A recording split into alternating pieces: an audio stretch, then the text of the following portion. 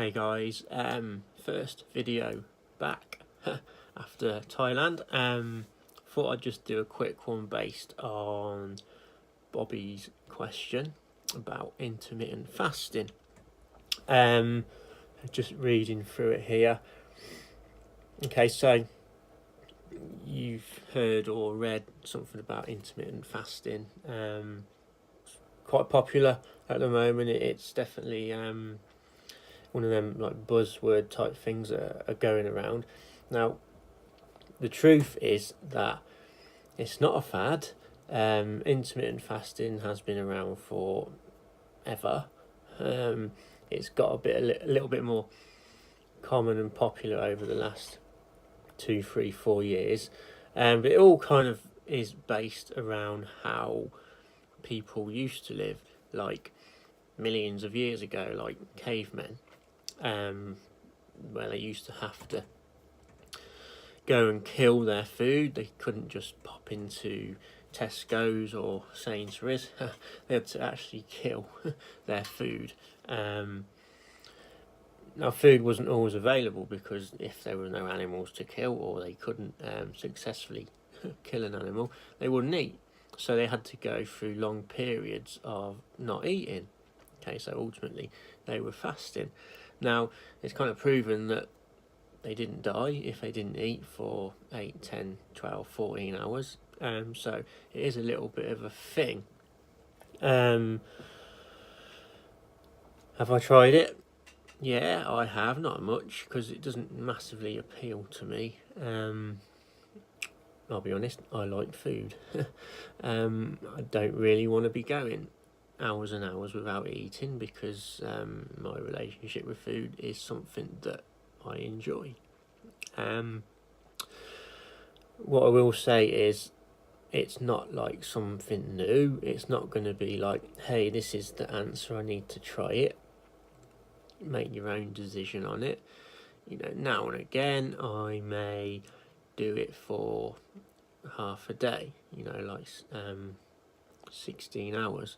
But that is based on when I go to bed the night before to when I wake up. Let's say I wake up and I don't have breakfast, and then I wait until 12 or 1 or 2 o'clock, and then I've kind of hit a 16-hour period. Yeah,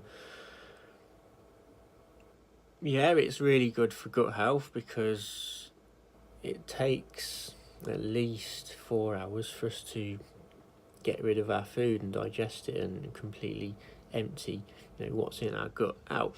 Trouble is, people don't normally go that long without eating, so what they're doing is they're just chucking in food on top of stuff that's already been digested. So imagine a rubbish bin, you know, a trash can, whatever you want to call it.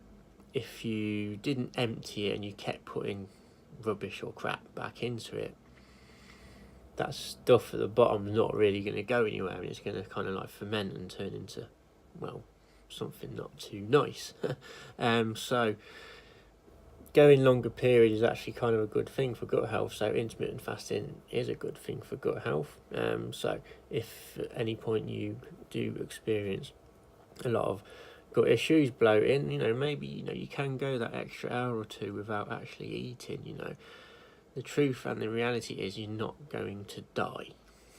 You might feel really, really hungry and you get angry and you're hangry, but just remember, you're not going to die. Other than that, you know, I'm not going to say, yeah, do it. I'm not going to say, don't do it. All I'm going to say is, if you want to do it, try it. But just be aware, it's not like some magical new thing that's just popped up. It's been around for years. Technically, we are always intermittent fasting. You know, if you eat at 12 o'clock midday and then you don't eat again till 4 or 5 o'clock, you have fasted for 4 hours. It's just that the typical protocol, which one that I've used, is a 16-8. So you go 16 hours without food, and then you can eat whatever you want within reason for the next 8 hours. My trouble around that is that if someone gets really, really hungry at that point where they can start to eat and they've got 8 hours, blood sugar management starts to come into play, and they start eating anything that they see because they're so hungry. So when we talk about calories in and calories out, you could actually still go over your recommended calorie amount in them 8 hours because you're just like banging it all in.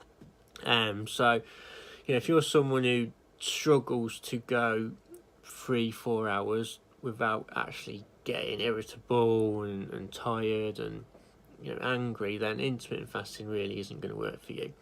And another point, intermittent fasting is kind of not really recommended for females from what I've heard and read, because they're a bit more complicated. What I mean by that is their hormonal system is a little bit different to men, so they're more likely to struggle with intermittent fasting based on what happens inside.